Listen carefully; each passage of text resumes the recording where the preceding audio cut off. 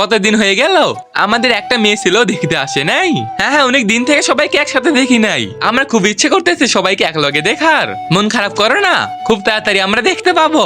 বোন ওইদিকে চল, আমি সব ভাই বোনদের কাছে ফোন দেই। ভাই ছুটি নিয়ে তাড়াতাড়ি বাসায় চলে আই। মা তোরে দেখতে চাইছে। আচ্ছা বোন, ঠিক আছে, আমি দেখতেছি। বোন মেজো ভাইয়ের কাছে ফোন দে।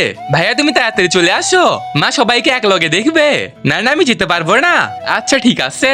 আরে মায়ের কথা তো আমার মনে পড়তেছে, মাকে অনেক দিন থেকে দেখি নাই।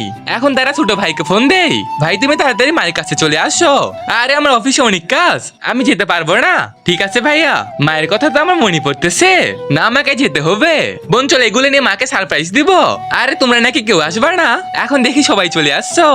আরে বোন ভুল বুঝিস না, যা হয়েছে হয়েছে, বাদ দে, আমরা সবাই চলে আসছি। চল, মা দেখলে আমাদের খুশি হবে। মা দেখো, আমরা সবাই চলে আসছি। মা মা মা মা দেখো, তোমারে দেখতে আমরা সকলে চলে আসছি। আর মা, তোমাকে আমরা সকলে ভালোবাসি, তুমি বের হয়ে আসো। বন্ধুরা, তোমরা যারা মাকে ভালোবাসো তারা এই ভিডিওতে একটা লাইক করে চ্যানেলটা সাবস্ক্রাইব করে বুঝিয়ে দিবে, আর কমেন্টে মা লিখে দিবে।